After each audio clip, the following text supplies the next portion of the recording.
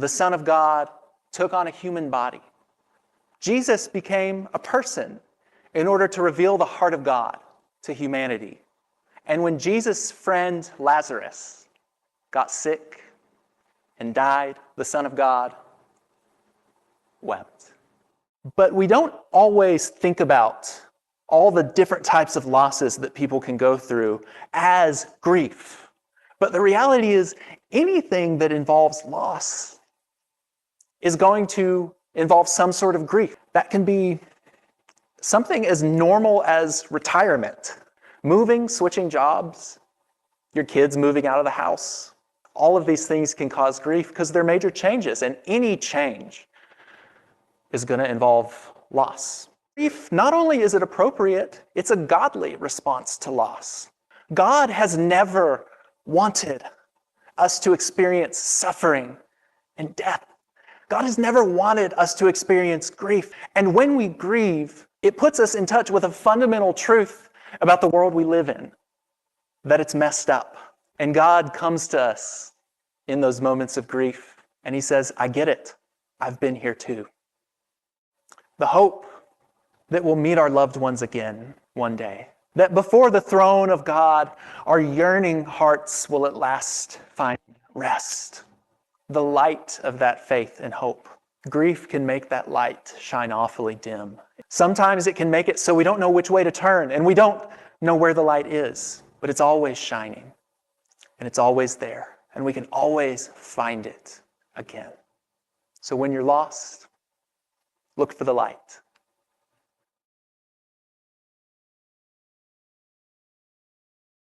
It's the shortest verse in the entire Bible. In the original Greek of the New Testament, it's only 2 words. Jesus wept. Jesus cried. It comes from the Gospel of John in the New Testament, chapter 11 and verse 35. And John was somebody who knew Jesus well. He walked beside Jesus as he traveled and taught. He knew what kind of food Jesus liked. He knew what kind of jokes he enjoyed. He was his friend, and he loved him. But because of what happened on Good Friday and Easter Sunday, because of Jesus' death on the cross and his resurrection to life, John began to see his friend in a totally new light. See, the resurrection of Jesus is in many ways the beginning of people coming to realize who God really is. That God is love. That God is a divine community, a divine dance. 3 persons in one God, Father, Son, and Spirit. And so John writes at the beginning of his book, chapter 1, verse 1, that at the very beginning of all things, Jesus was there. Through him, all things were made, the text says. And at just the right time, the Son of God took on a human body. Jesus became a person in order to reveal the heart of God to humanity. And when Jesus' friend Lazarus got sick and died, the Son of God wept. And that's worth pausing and thinking about. That the God who at the core of all things, the one who created all things, cries. And there are other places in the Bible where we see profound expressions of grief. One of these comes from the reign of King David in the Old Testament. Now, David was the first of the kings to reign from Jerusalem. Right, the first king to rule over all of Israel and Judah from Jerusalem. He was known as a man after God's own heart. But towards the end of David's reign, things started to get a little bit rocky. David's son, Absalom, tried to usurp the throne. He started a rebellion, and David was driven from Jerusalem into exile in the wilderness while he fought this rebellion against his son. But as the tide started to turn against Absalom, and it became clear that David was going to emerge victorious, David, it seems, began to hope that perhaps he could reconcile with his son. And so he commanded his army, just capture the boy. He says, the young man, Absalom, just take him captive. Don't kill him.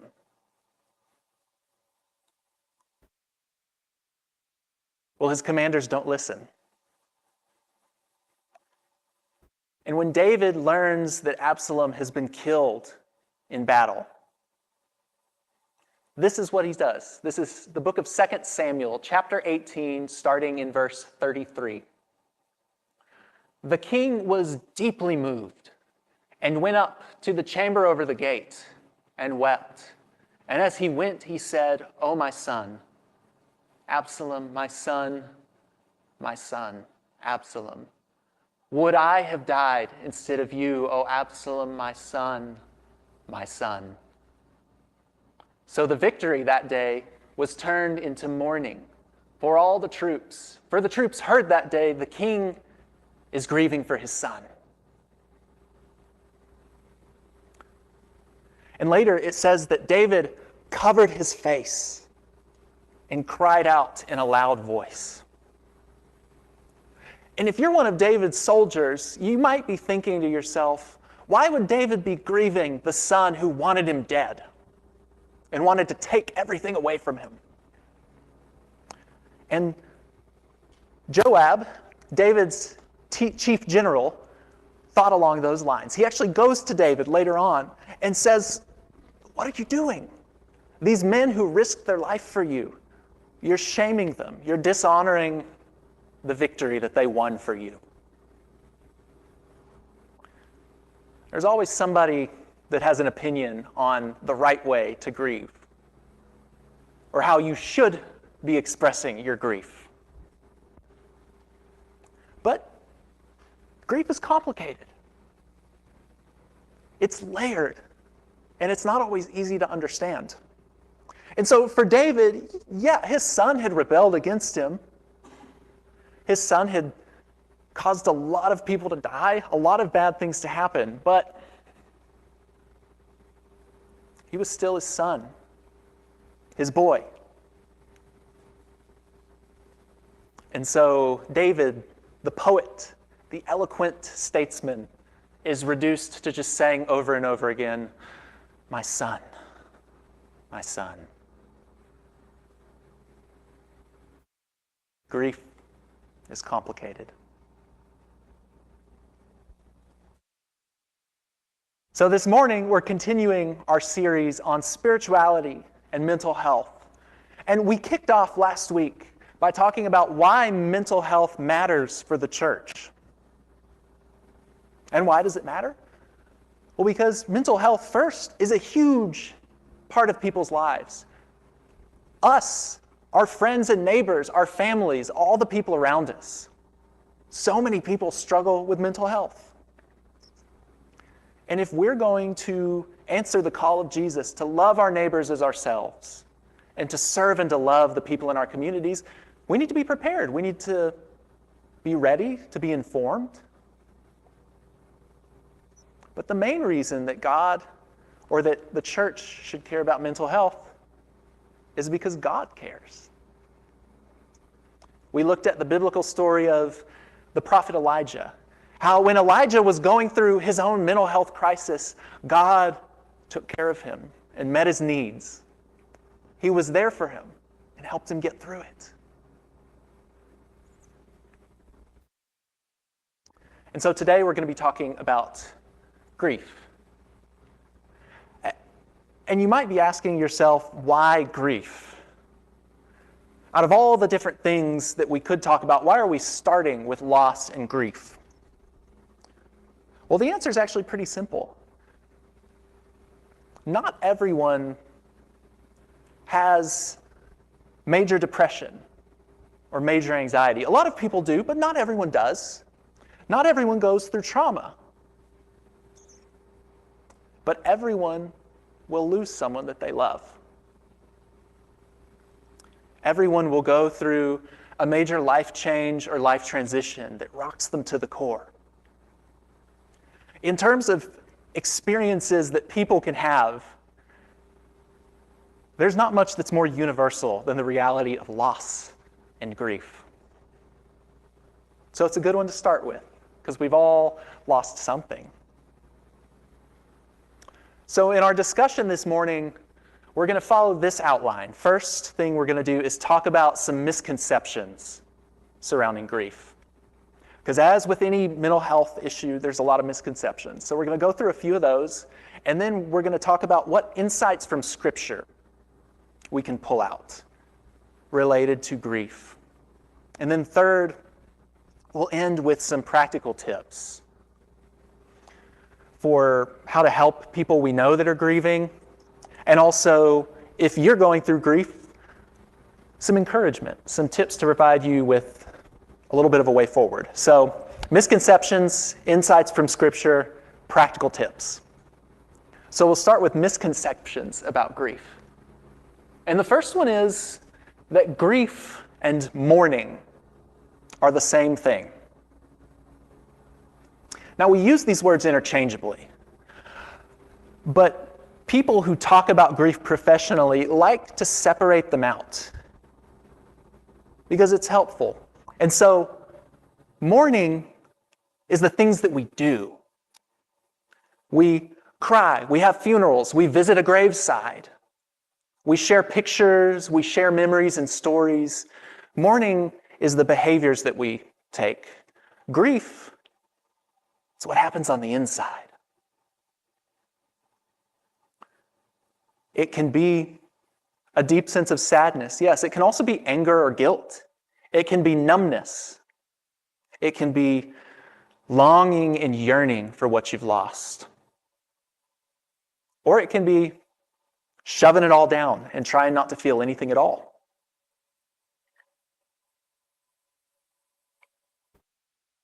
But it's good to separate these two, even though they are the same in a lot of ways, yeah. It's helpful because everyone grieves. Grief is something that happens to us. But we do have some choices over how we mourn. It helps to give us some agency and reclaim a bit of power when we feel so powerless and helpless. So that's one misconception. A second one is that if you're not crying, then you're not really grieving. And a lot of people cry when they lose somebody.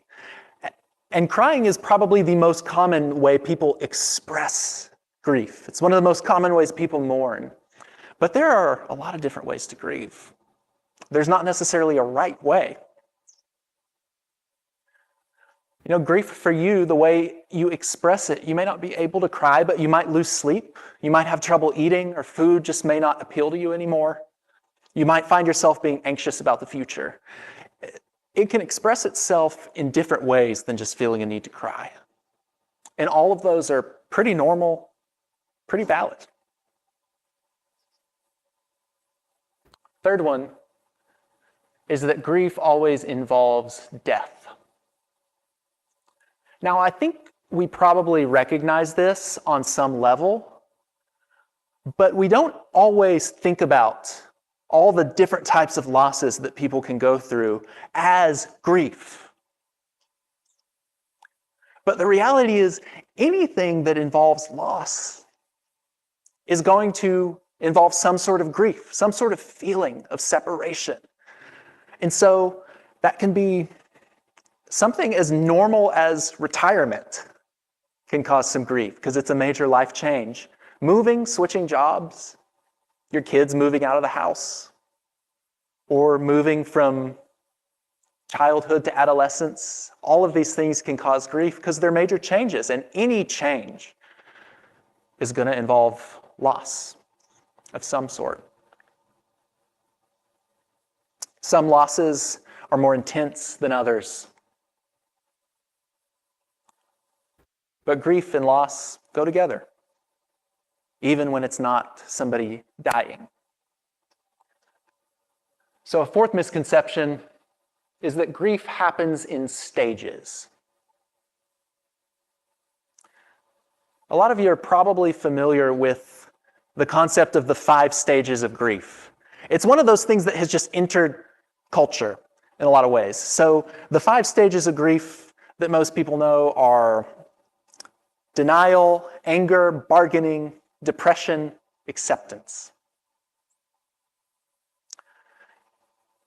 And these stages were first introduced by Dr. Elizabeth Kubler-Ross in her book On Death and Dying that came out in 1969.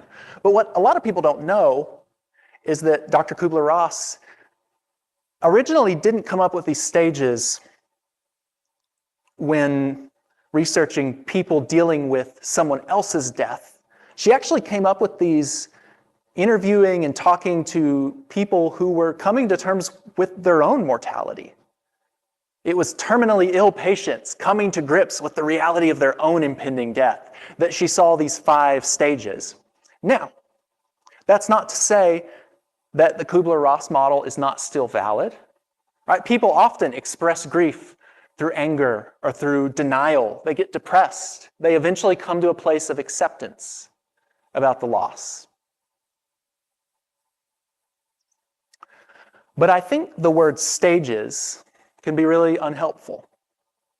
And those of y'all who are involved in our grief support group, we talked about this a lot, that stages is not really the best word for this, because what stages can do is it can make us think that grief moves in a linear fashion, when that's not the case at all. You can be in more than one stage at the same time. You can be angry and deeply, deeply depressed at once. Sometimes you may circle back to the same stage multiple times. Sometimes you may not experience a particular one of those 5 stages at all. And the point is that sometimes people think, if I just go through 1, 2, 3, 4, 5, I'm done and I'm past this. Or they think, if I don't go through 1, 2, 3, 4, 5, something's wrong. And that's just not the case. It's more helpful to think of these as not as stages, but as just ways that people express grief. It can be helpful, but don't necessarily think that grief happens in a really easy to understand linear fashion. So those are some misconceptions. What about some insights from Scripture? I think the first thing that the stories we read already today, and just the whole witness of Scripture shows us, is that grief is an appropriate response to loss. When somebody suffers or dies, it is right to feel a deep sense of sadness about that. When you lose something, it is good and right to grieve over it. And the Bible is full of expressions of deep anguish and sadness. There's a whole book in the Old Testament called Lamentations, which is a poem of grief. It's pretty dark and it's pretty brutal, but it shows the depths to which grief can go.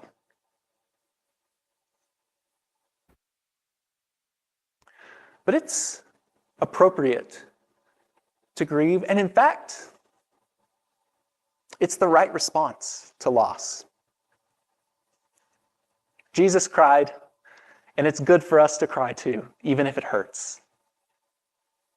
So that's one insight from Scripture. And the second one is similar to it, that grief, not only is it appropriate, it's a godly response to loss. God has never wanted us to experience suffering and death. God has never wanted us to experience grief. That's not his will for this world. And when we grieve, it reminds us of that truth. It puts us in touch with a fundamental truth about the world we live in, that it's messed up. When we grieve, we get a chance to see what the world looks like from God's point of view. And God comes to us in those moments of grief. He meets us. And he says, I get it. I've been here too. Grief is a godly thing.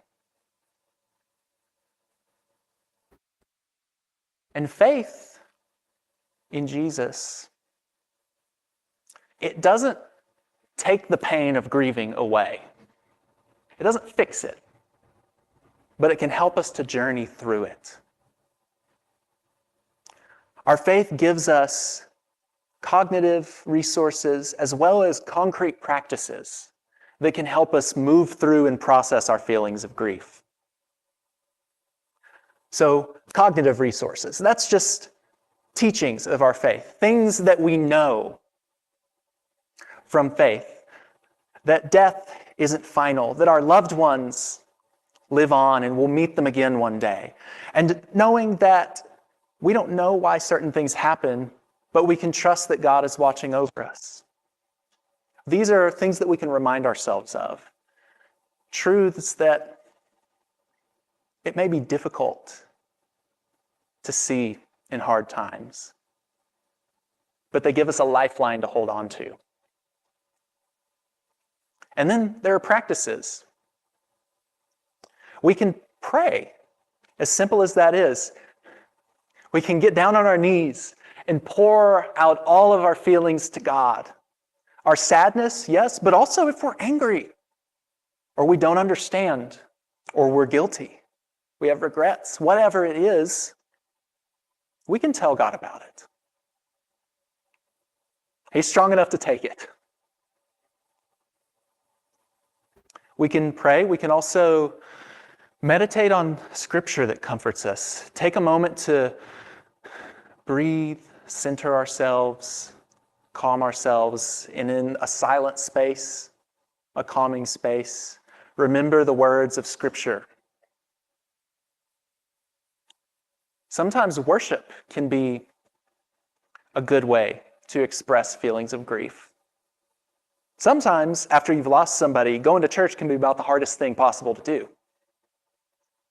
But if you're able to get there, it can be very helpful to, as you come to the familiar songs, as you hear passages from Scripture, as you take part in practices like we're going to do here in a few minutes at communion, things that are, if you're a person who's been involved in church a long time, that are familiar,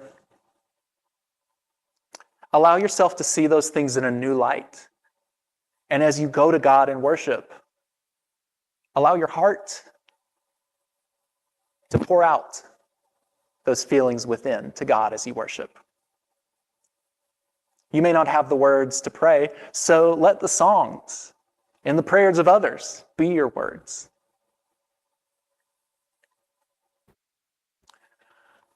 So faith, it won't fix it. It won't take the pain of loss away, but it gives us tools for the journey. And then finally, some practical insights. First, just some advice to help those who are grieving. Some advice for us, I should say, if we know somebody who's grieving, things that we can do to help. And the first one is just to remember that grief is a big umbrella. All right? Not all loss involves death. And so people we know may be grieving over all sorts of things. A divorce involves a lot of grief. When people transition into a certain life stage, say they become empty nesters, that can bring a lot of grief. When your spouse or somebody you love begins to lose some of their health, their mobility, their sense of self. There's grief that comes with that as you lose pieces of who they were. It's a big umbrella. And remembering that helps us to recall just how complex grief can be. Especially a death, to be quite honest. There are so many layers of ways it affects us. So just having that awareness. The second one is that every loss is different. You may have been through something really similar to what someone you know is going through. But that doesn't mean that they're going to grieve in the same way or at the same pace that you do. If they seem to get over it, so to speak, faster than you did, that doesn't mean that they're stronger than you. If they're taking a lot longer than you did, that doesn't mean they're weaker than you. Every loss is as unique as the person grieving, the relationship that they shared, and the person that they lost or the thing that they lost. And so if you find yourself thinking, well, this person ought to have moved on, or they ought to be doing this at this point in time, just remember, every loss is different, and different's not bad. It's just different. Third thing, asking is better than telling. What does that mean? Sometimes in a tense situation, we don't know what to say, but we feel like we should.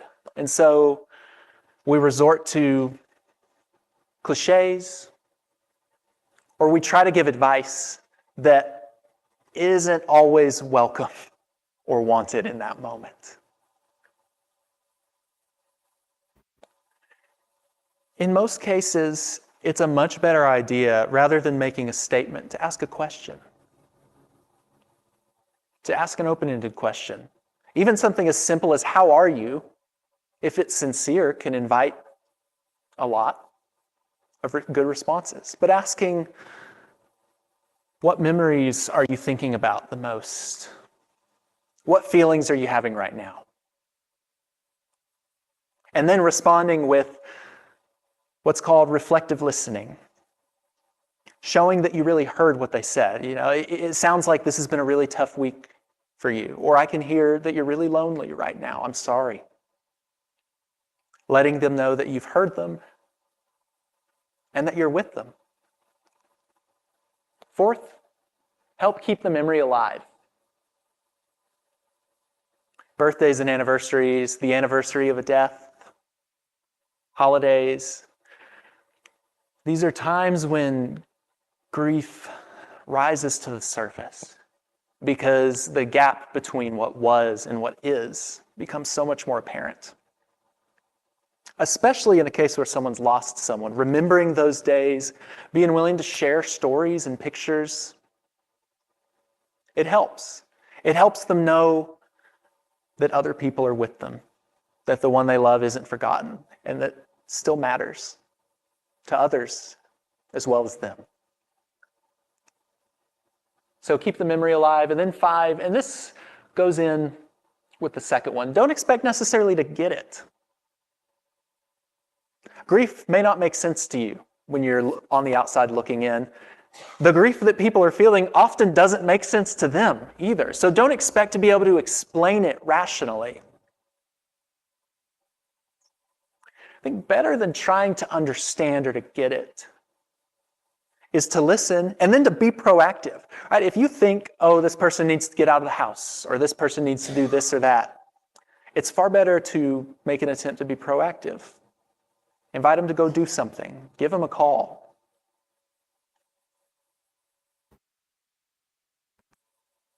And now, some advice to those who have experienced grief. Be kind to yourself. With grief, people often wonder, is this feeling I'm having normal? Is something wrong with me? And the answer 99 times out of 100 is, yes, it's normal. No, nothing's wrong with you.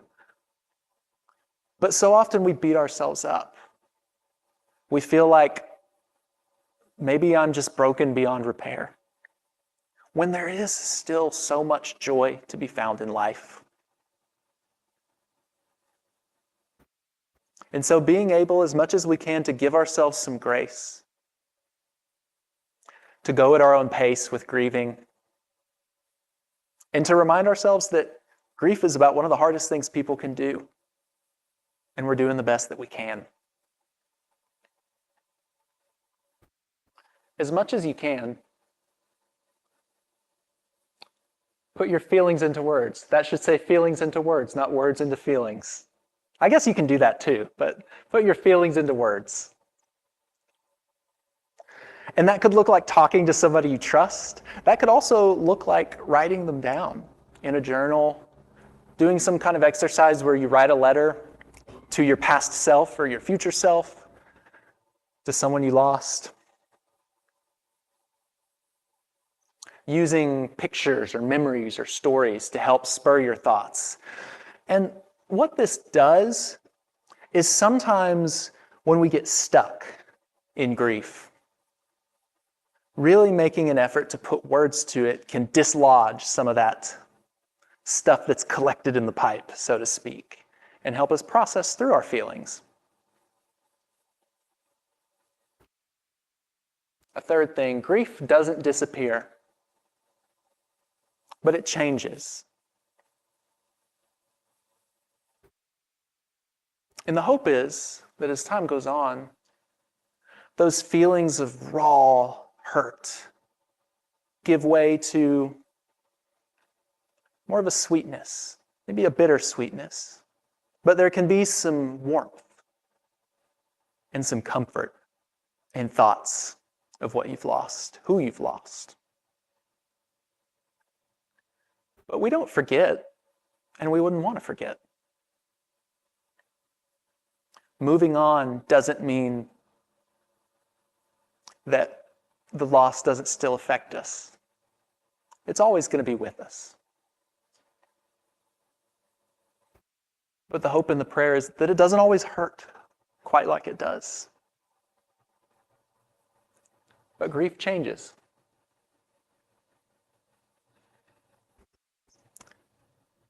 And as it changes, it's important to think about what you lost, yes, but also to think about what is still yours. I lost my dad, but I still have everything he taught me about how to live a good life. I still have all the stories and the adventures that we had together. And I can live the kind of life he would be proud of. Or I've lost my marriage as it fell apart and I separated from my spouse, but I still have my children. And in spite of this pain, because of this pain, I have become a more discerning person. I have some things to work on. Name the things that you lost. Absolutely. Name those things. But also, as much as you can, claim those things that are still yours and that you can never lose. And this is perhaps where faith in Jesus shines the brightest. The hope that we'll meet our loved ones again one day. That before the throne of God, our yearning hearts will at last find rest. The light of that faith and hope. Sometimes grief can make that light shine awfully dim in our hearts. Sometimes it can make it so we don't know which way to turn and we don't know where the light is. But it's always shining. And it's always there, and we can always find it again. So when you're lost, look for the light. Jesus said in our passage, I am the resurrection and the life. Those who believe in me, even though they die, will live. And everyone who lives and believes in me will never die. Do you believe this?